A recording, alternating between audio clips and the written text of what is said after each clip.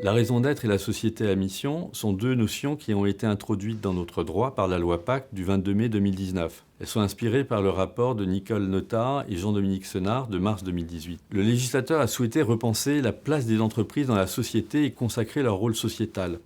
Il s'est inscrit aussi dans le prolongement de la volonté du président de la République qui a dénoncé, je le cite, un capitalisme ultralibéral et financier trop souvent guidé par le court terme.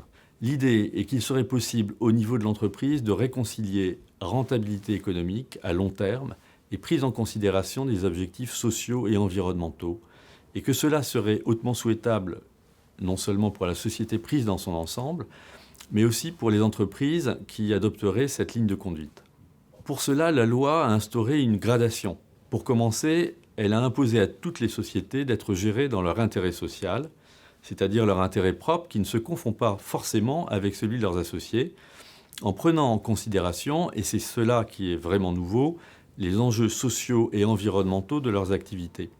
Elle a inséré un nouvel alinéa, l'article 1833 du Code civil, qui s'applique à toutes les sociétés civiles comme commerciales. Certains auteurs ont considéré que cela obligeait simplement les dirigeants à examiner formellement ces enjeux préalablement à la prise de décision.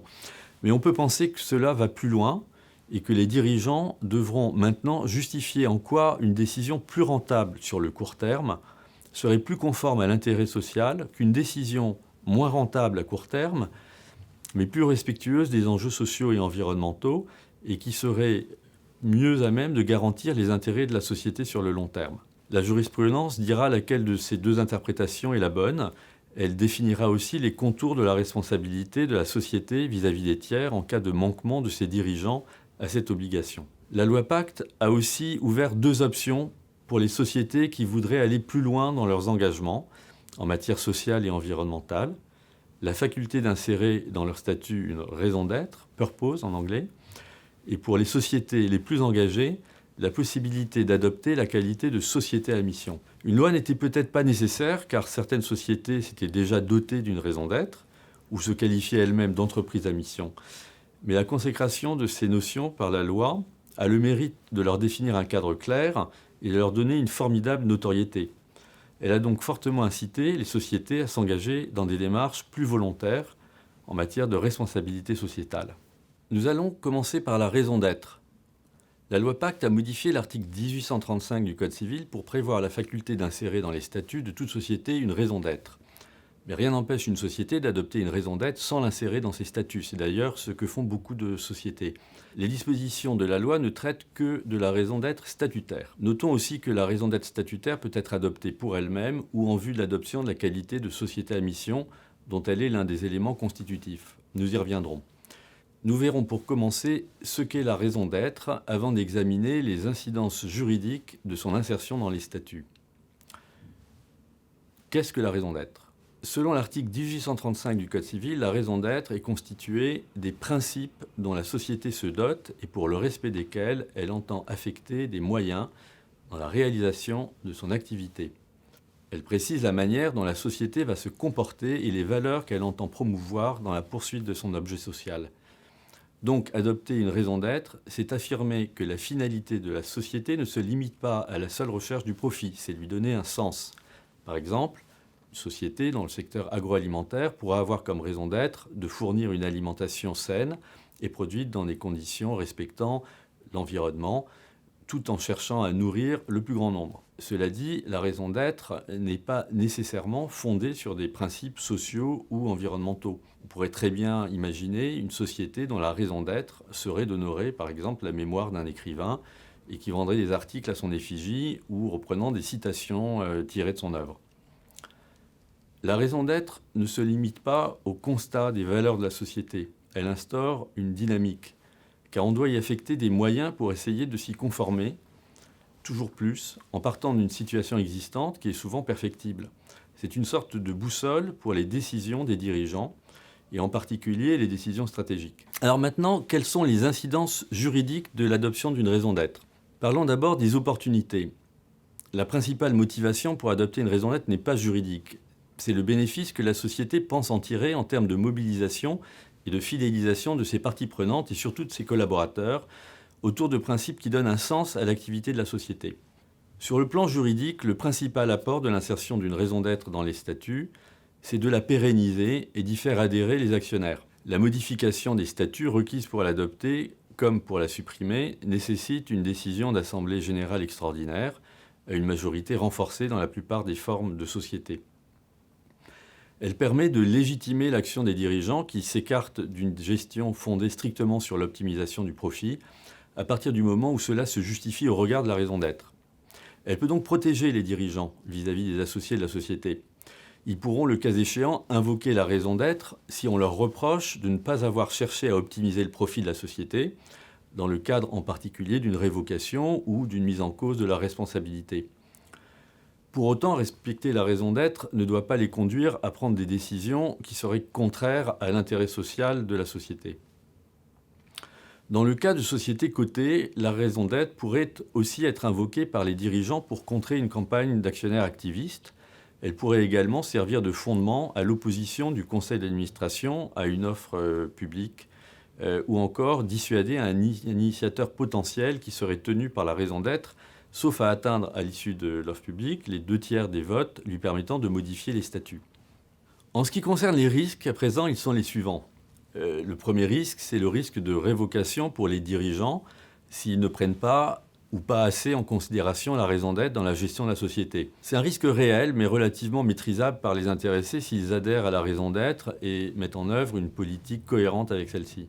Le deuxième risque, c'est le risque de mise en cause de la responsabilité des dirigeants vis-à-vis de la société, pour la même raison. À cet égard, les articles L225-35 et L225-64 du Code de commerce applicables aux sociétés anonymes prévoient désormais que conseil d'administration et directoire doivent prendre en considération la raison d'être statutaire dans la détermination des orientations de l'activité de la société et la surveillance de la gestion. Par ailleurs, la violation d'une clause statutaire peut engager la responsabilité des dirigeants sans qu'il soit nécessaire de démontrer l'existence d'une faute de gestion. La mise en cause de la responsabilité des dirigeants par la société ou par des associés agissant pour le compte de la société, ce que l'on appelle l'action ut singuli, supposerait toutefois une atteinte claire à la raison d'être, qui ne se justifierait pas par l'intérêt social de la société et qui causerait à la société un préjudice.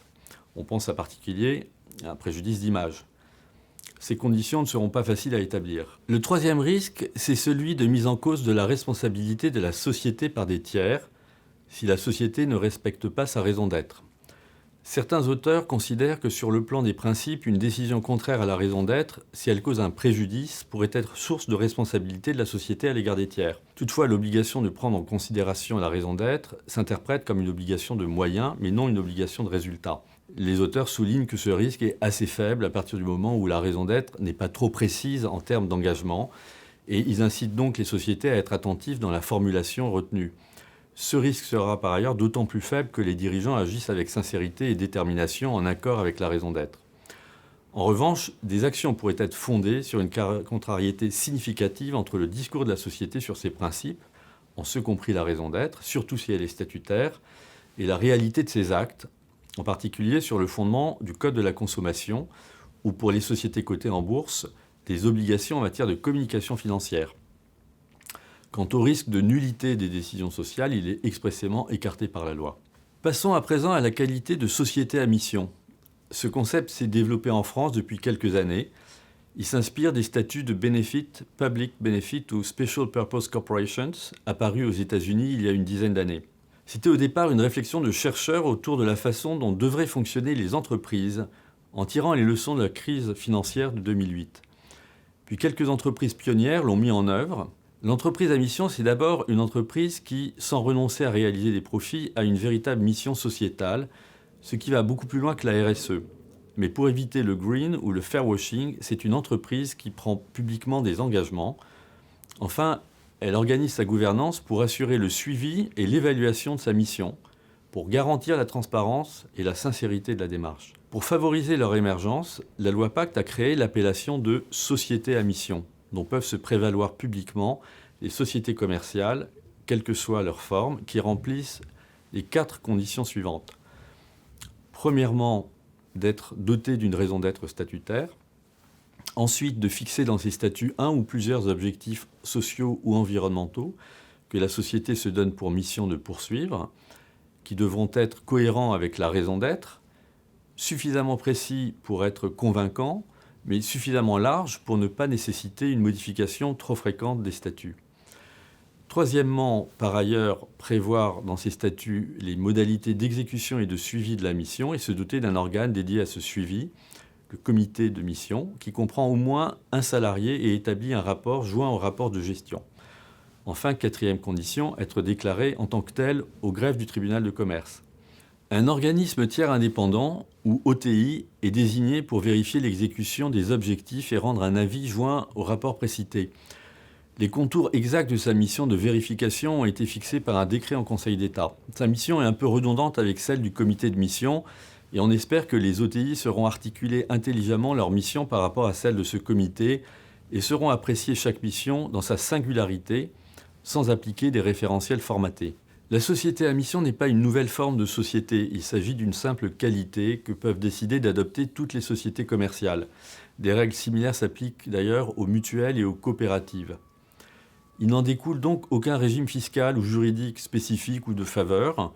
Elle diffère en cela des statuts précités en vigueur aux États-Unis qui organisent un régime dérogatoire en matière de responsabilité des dirigeants pour leur permettre expressément de gérer la société en fonction de finalités ne se limitant pas à la recherche du profit. Dans le contexte français, où on reconnaît un intérêt propre à la société, et avec les modifications précitées des articles 1833 et 1835 du Code civil, il a été considéré que l'instauration d'un régime de responsabilité spécifique ne s'imposait pas. La décision d'adopter la qualité de société à mission ne repose pas sur des considérations principalement juridiques. La véritable motivation, c'est la volonté de la direction et des actionnaires de la société d'orienter résolument l'activité de la société vers la poursuite d'objectifs sociaux ou environnementaux et de le faire en mobilisant ses parties prenantes et en adoptant une démarche de transparence.